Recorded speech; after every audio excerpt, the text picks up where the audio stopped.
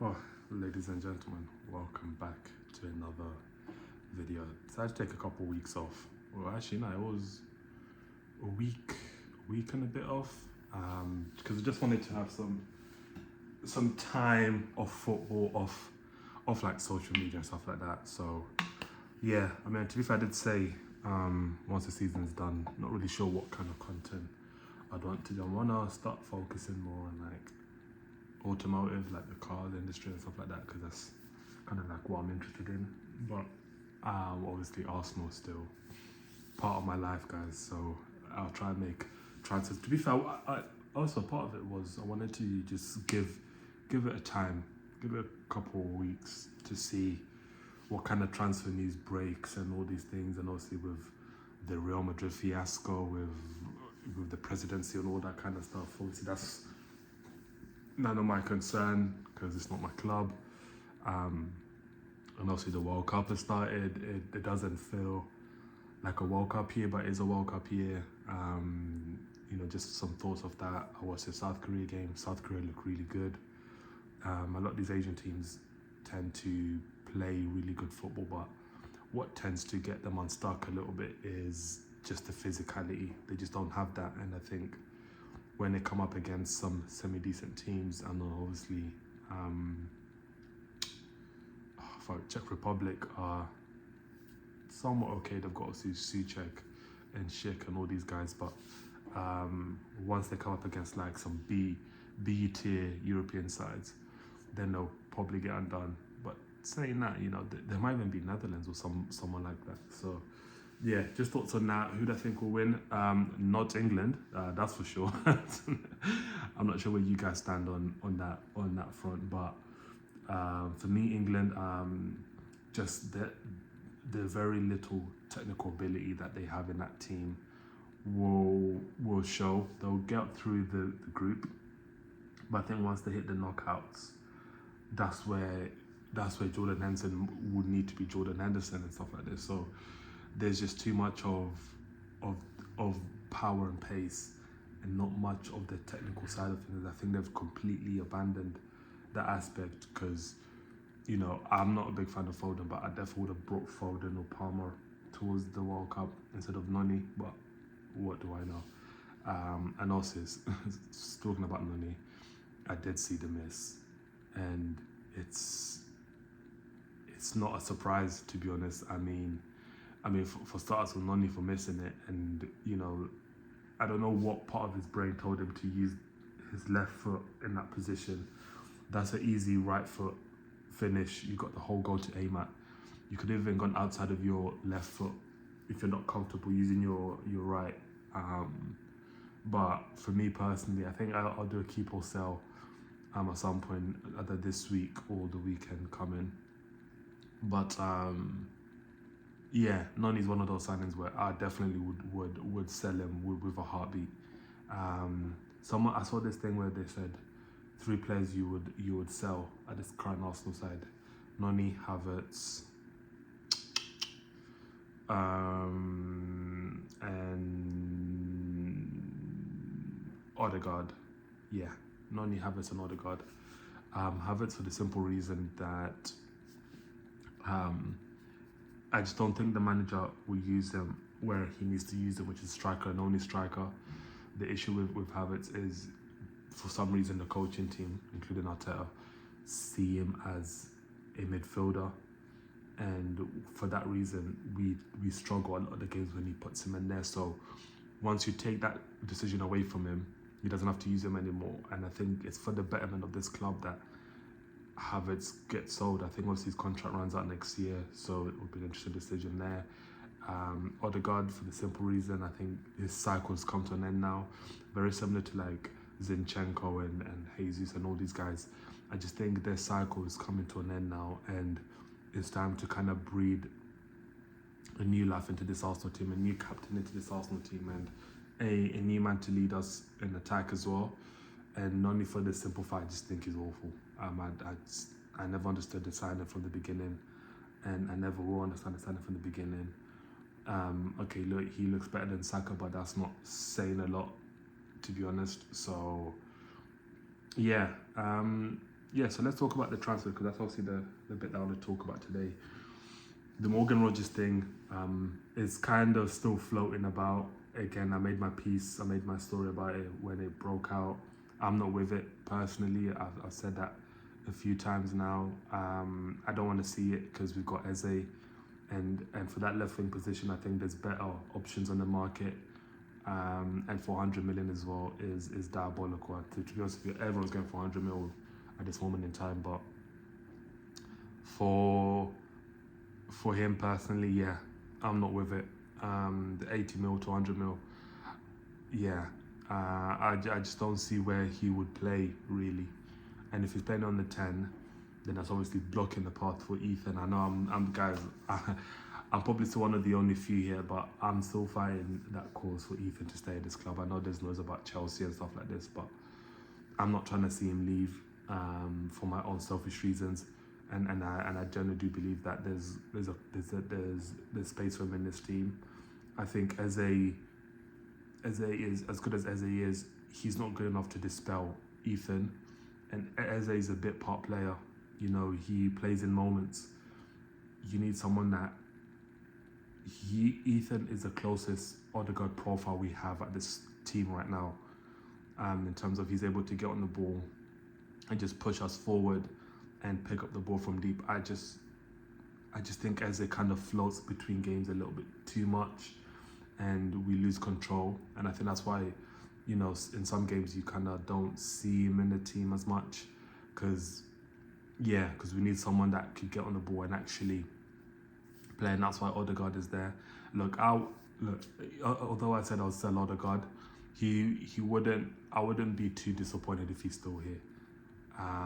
Because I still think there's a player in there, but I also do think we need a change in the way we lead an attack. So that's kind of like my 2 pence on it, and I think there's a belief that he's fallen out with Arteta and stuff like that. So yeah, the Rodgers thing, not with it, and I don't think I will be.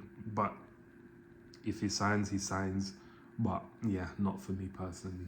But the news that broke out yesterday from, I think it was a Hound of Arsenal, definitely he's definitely a club member or something like that. But Christian Tzolis plays for Club Brugge. We played Brugge this Champions League campaign.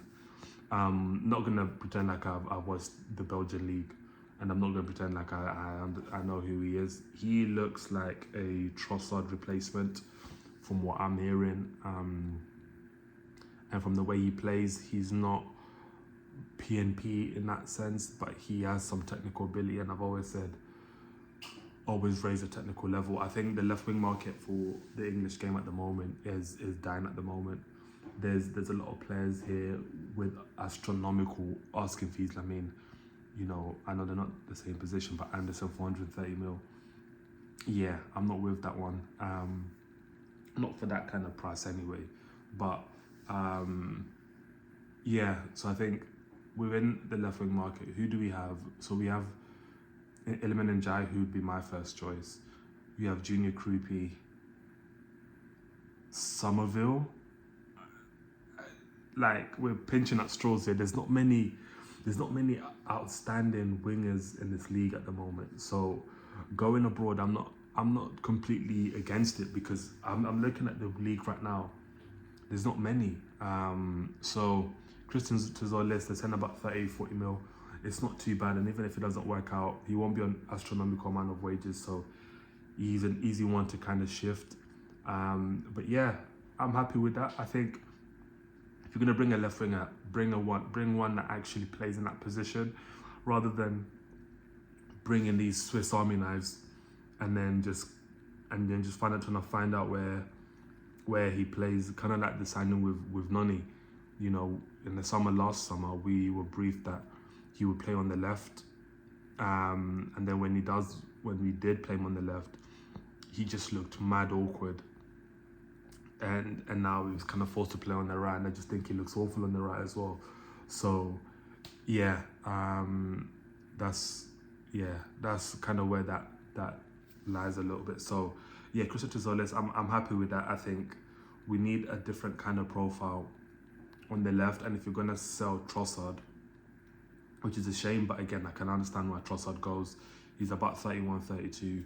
We've squeezed every bit of quality we had of him and time to cash in, and I'm not completely against it. And I'm hearing noise about Martinelli as well, and if Martinelli goes, that's not the worst thing, you know. The money we're about to pay for Tzolis is the money we're getting from Trossard, so we haven't actually used our summer budget in a sense yet. So that would be that'll be an interesting one there. So if Trossard goes and he comes in, that's not a bad bunch. And obviously the news also about Bradley Barcola.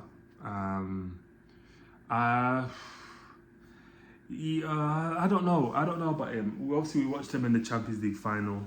I think I'm more with that profile than Rodgers, in the sense that I know where he plays. You play on the left side or the right side. You can play across that front three, and I think he's a better profile. If you get Tzolis and Bradley, and you have Martinelli there, or you swap that with Monga, and obviously he's signing, so he kind of replaces Martinelli, and we have those three as our left wing options. That's not too bad. I'm not too against that, and I'll be happy with that as our front three left wingers. So yeah, Bradley Barcola, he's wasteful in front of goal. We saw him in the Champions League final where, you know, that game didn't even need to go extra time. You know, if he had finished that chance he had, the two that he had, you know, that game would have been out and out before we even had time to get to penalties. So he's, yeah. I mean, the one thing is the French league, Liga, the players translate better than when you get them from Germany or Netherlands, because the golf in quality, not golf in quality, but the similarities in terms of the leagues are very similar, in the sense that if you bring in like a Bradley in, he wouldn't struggle as much as if you brought him from the Dutch league, Eredivisie or something like that. So the Bradley stuff, I'm more with it than the Morgan Rodgers, in the sense that he's an out and out winger, and he gives us a different type of dimension. I don't want us to start the season with Bradley Barcola and Martinelli as our two left wing options, because I think those are two similar profiles. But if you bring in Christos Tzolis and Bradley Barcola, then okay, I can be like, okay, you know what, that's not too bad. And we've obviously dodged. I think we need to dodge a massive bullet with this Rodgers signing. I'm just not with it. And also Villa saying they're not willing to sell. Yeah, right. You know, I'm also hearing talks about him going to City. Let him go City. Honestly, I think that's probably the best move for him. If he is it though? Actually, no, it probably isn't, because they've got Doku and Semenyo and Savinho and all these guys, even though he's been linked to Spurs. So yeah, Christos Tzolis, I'm with it. Junior Krupi, I like the signing, and who knows, he's a quality player. And Jeremy Monga as well, he's good. So there's options there for us. Whether the Bradley Barcola thing goes through, and obviously Musa Sissoko, his agent, said they entered transfer contract talks at the beginning of the season. They kind of paused it during the Champions League run, and then it kind of resumed after, and hasn't really gone anywhere. So there's a chance that, you know, he's open to a move. Liverpool also interested in him. They need one, but they're linked with Vian Diamonde. So we do need a player in that position where you just want some level of unpredictability, but also I want a player there that's a good plan B, in a sense. And I've always said that this team needs to raise a technical level. So Christos Tzolis, he looks like a technical player. I haven't really watched much of him. And for the price as well, you can't really go wrong. I mean, look, United just paid about 40 mil for that Atalanta midfielder. I can't remember what his name is. And to be honest with you, this is what kind of we need to do, you know, because the prices in the English league now are just astronomical. Like, you're paying a stupid amount of money for a player who's not even that proven. Like with Anderson, for example, he's not proven. Like, this is his first England call-up in terms of a major tournament. He hasn't played, he's not an international.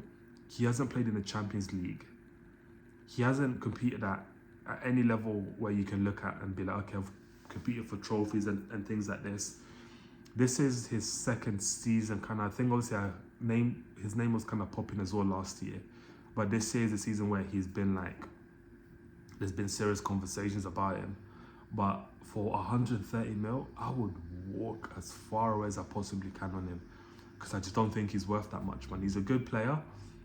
But also Marinakis is you know, he's gonna try and squeeze as much money out of Man City as possible, but that's theirs to deal with.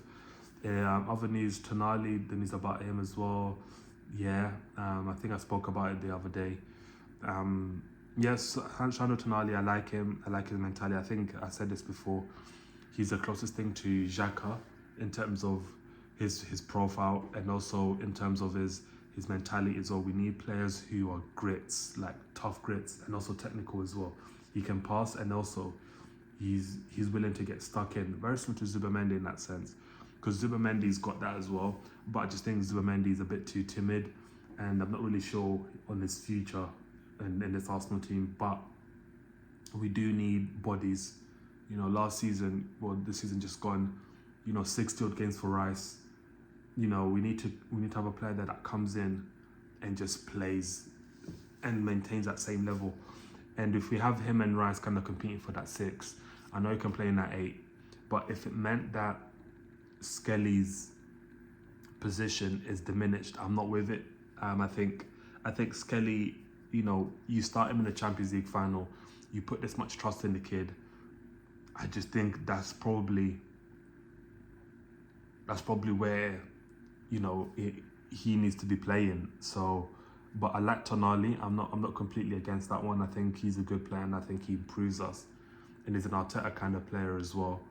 Alex Scott, I'm with that one as well. I like him. Very technical player again, and he raises the ceiling. I think out of him and Tonali, he's the one that I would choose. I didn't think we were in for him, but apparently we are. Alex Scott, I'm with that one. I like him a lot. Very technical player. In a lot of games last season where we were struggling to come out of the press, we needed a midfield that can able to just carry the ball. Obviously, Rice is a ball carrier, but when he's not under pressure, and Skelly as well, but we need more of them. And he raises it again. I keep saying this summer is the goal for the summer is to raise the technical level. And if you can get me Alex Scott, I'm happy with that. I'm very happy with that. Yeah, I think they sent about 60 to 80 mil. I would get that instead of Tonali if it comes down to the two of them, because I know he wouldn't command a much higher contract, and also he will kind of compete with Skelly for that position, and that's the sort of sign that we need for the homegrown quota as well, if you want that. And also the Ethan thing as well, not with it, never have been. I made a video a couple months back talking about Ethan. And I know there's a guy that made a comment about Ethan as well on one of my videos. I absolutely agree. I think the Marseille loan killed. It didn't kill. It wasn't. I don't know how to explain it. Like the loan for him wasn't the issue. The issue was that we were kind of pinning this whole loan on the fact that he's going to be playing for De Zerbi, and then within a month or two, De Zerbi's fucked off, and then now you're left with a player who's barely starting. And I think that's probably down to how the contract was negotiated potentially. Maybe there was a clause in his contract that said for every appearance he makes starting, he must have to pay an extra 1 mil or however many mils they put on that contract. And maybe that's probably why we didn't see him play as much. I can see people comparing the Saliba situation, not the same. The Saliba one was more, there was kind of a strategy behind loaning Saliba in the sense that we signed him and then loaned him out to Saint Etienne, and then he came back, and then we loaned him out again to Marseille. The path for Saliba was always to loan him out back to back, get him that experience out in France, get him to be exposed to that physical side of things, and at the time the team that he was going to be part of in this Arsenal team was not the best. You had, if I can remember, like Socrates, you had David Luiz there, you had, was Mustafi still there at the time? Yeah, Mustafi might have still been there.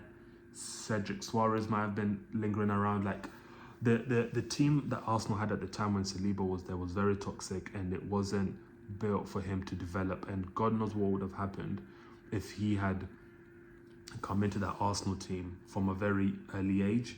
He may not have been the player that he is now. And the same with Emil Smith-Rowe. He was loaned out a few times. I think he was Huddersfield. I think he went Germany, and the same with Reece Nelson, but obviously he's going, and he needs to go as well. He's been there since Wenger days, so he needs to go. But the Smith-Rowe and the Reece Nelson ones, very similar as well. And to be honest with you, with this Ethan one, I think he's in a better environment at Arsenal in the sense that we're winning. There's a culture around Arsenal now that's completely changed, quote unquote. And I think for him, it's better for him to stay in this team in the sense that Eze is good, but he's not good enough to keep Ethan at this team. There's going to be games where Ethan plays, assuming it all goes right. And I think it's the one. I heard this talked about Kenan Yildiz as well. We had talked about this guy even pre-summer, about him coming to Arsenal. He's a good player. I'm not sure whether there's some legit talks on that one, but yeah, the Ethan one, yeah, I don't even know, man. He's clearly, it's the same kind of situation we had with Maitland-Niles. Maitland-Niles wanted to play in the midfield, didn't get his chance. Wenger told him to your best position for this team is right back. He wasn't with it, went to Lyon, God knows where he plays now. Skelly was the same, maybe Skelly looked at the Saka situation, because remember, Saka came through as a left back, and then eventually shifted out onto that right hand side. And maybe, he needs to look at it the same way, in the sense that, okay, cool, your best option, I actually think the best opportunity for Ethan is actually on that right hand side. Because I keep saying Saka will play his way out this team eventually. Noni isn't that good. Dauman is young. So really and truly, you're only competing with Dauman and Saka. Because Noni is not that good. Noni is just not that good. And I think fans will eventually lose their patience with Noni. So Ethan, I think for him, kind of similarly look at the opportunity that Skelly had. Skelly for a good part of the season was looking down and out, and then eventually Fulham midfield starting, and then we find out, in that interview with Josh Kroenke and then Gary Neville, that he was training in that position come, from December. So Ethan, maybe that's what he needs to do. And obviously in the summer we were playing him out in the midfield in the friendlies, and then obviously for whatever reason that kind of changed. I'd love to see him have a decent amount of go. I think obviously people mentioned about the injury to Odegaard. Remember last season, not this season, season before, when he had the shoulder injury back to back, then the knee, and then there was that kind of gap where Ethan should have been playing, and then he didn't kind of play. Who knows with him? It would be a shame for him to go, but I can understand for his development. Definitely not go to Chelsea. I don't think that's the right move for him. Maybe in Europe, like a Dortmund, a team where you're known to kind of develop your playing style a little bit more, like a Bournemouth, maybe a loan with no obligation, and then kind of see how he does from there. So that's my 2 pence. And yeah, I'll leave it there, guys, and I'll catch up whenever whenever I feel like it, I guess.